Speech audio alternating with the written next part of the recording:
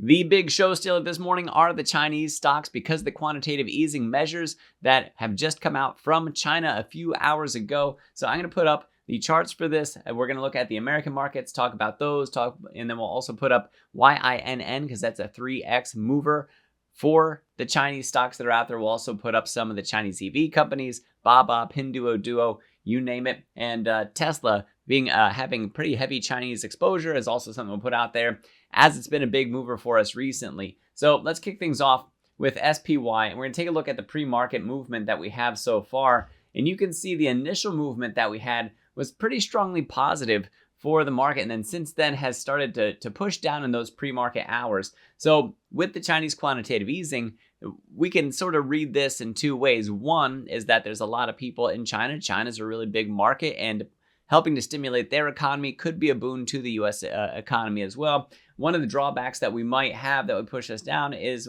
well, if they're expecting lower growth, so they have to put in quantitative easing measures, then maybe we're in trouble too. Maybe it's a recession for us. Maybe sometime down the road, we're going to get quantitative easing as well.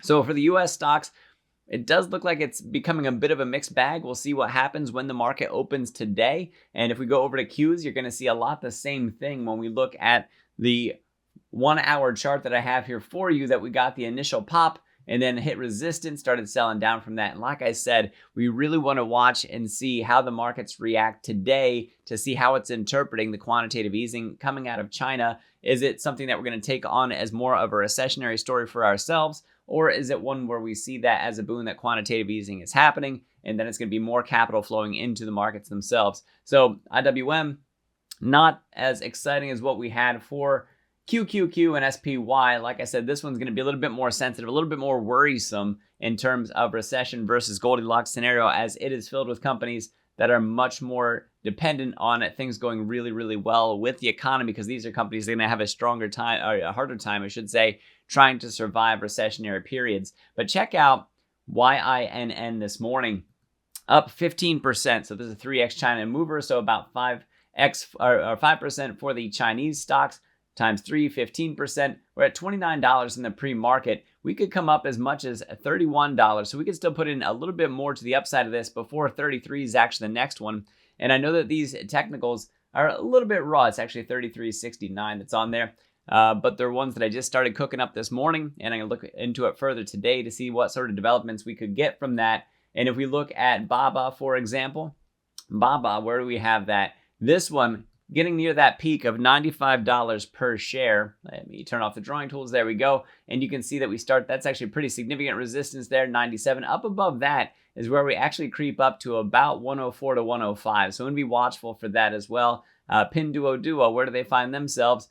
Closing in on these, the price targets to the upside. And we actually have some pretty nice indicators from a monthly standpoint. This is the daily chart that we're looking at. But Pinduoduo and Baba, the RSI on the monthlies is darn close to crossing over 50. So this is one that could start a longer term bullish trend for the Chinese stocks that are out there. And I did mention Tesla in terms of Chinese exposure.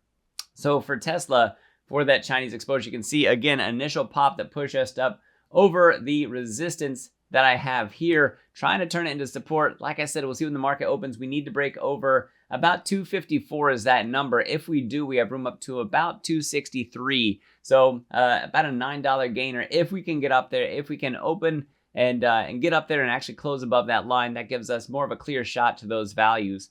If we go out to the daily chart on that, you can see a little bit more of what I have for Tesla. We broke out of the top of a rising wedge pattern. Lots of anticipation coming up to the full self-driving and robo-taxi day. We absolutely want to be watching for what happens. I think it's going to be a big sell the news moment. I think it'd be great to actually come up here to this 263 number before starting to think about turning back around a little bit and cashing in on that. If we get rejected here instead at about 254, then 242 is about where we could fall back to. And then we're just going to have to watch and see what happens in the near term for that. So if we look at some of the other Chinese stocks that are out there, Li, I don't have any drawings on this one yet, but I can tell you that the 200-day for that, well, I have some old ones, but for the new ones, 2654 on the daily chart, as we're looking at, is the 200-day moving average. We do have bullish momentum going on. We do have a lot of the faster moving averages crossing over the slower ones. Maybe that leads us up to where we see that push, and that'd be significant upside, about 10-ish% from where we're at right now for Li Auto.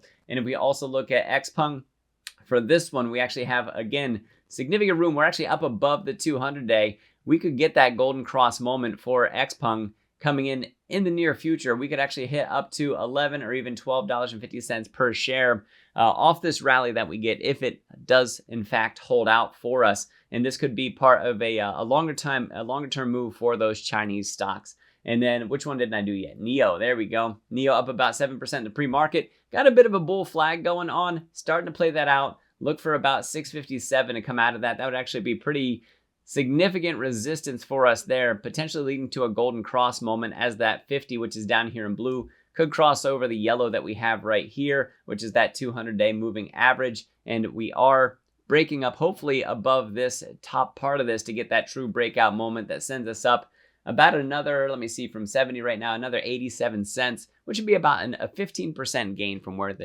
the current stock price is in the pre-market trading right now. So yeah, big move at the moment. Could see a bigger one over the next coming days or weeks. We're going to have to watch and see if this momentum from those quantitative easing measures taken by the People's Bank of China is something that does hold out. And like I said, it could be something that's a bit of a temporary push for the U.S. stocks. We're going to have to watch and see. But if the market instead interprets it as, you know, hey, recession could be coming for us. China's really struggling. They have to do quantitative easing. Like, are our quantitative easing measures enough? Are we in the Goldilocks scenario? Are we starting to punch holes in, you know, maybe we aren't as good as we thought. Maybe this is a path that we're eventually going to have to take too. So those are the thoughts that I have for the stock market itself, for Tesla, for the Chinese companies. You guys can let me know what you think down in the description. You guys can also see my buys and sells, see my commentary, see my technicals before they hit YouTube by using the link down in the description for the Patreon. Click on that, sign up, and head on over to the Discord. That's where you will see those buys and sells. That's where you will meet me and my community members. We'd absolutely love to have you over there. And then also, if you guys want to learn to do technical analysis to empower your trading, you can do so using this link for Stockmo Academy down in the description. Click on that, sign up. Use the code word DOCTOR, DOCTOR, when you sign up, and that can really help you out by giving you a trading strategy called the bread recipe. Also tells you how to set it up. All the technical analysis lessons are small, easy to digest pieces. Has its own Discord that goes along with it, with that learning community that goes along. Highly supportive, lots of success coming out of that bread recipe. It's one that I use myself. There's a lot of indicators on today's charts that show me that we're getting near some movements, especially with the Chinese stocks, where we could see that positive increase, that price appreciation come to some of those stocks. And if you know how to read those indicators, you can absolutely learn how to do that, I should say, through Stockmo Academy. Check out that link. Guys, thanks for watching. I am Dr. Stock, Doctor of Education. Remember, my friends, that learning is earning. I'll see you in the next video.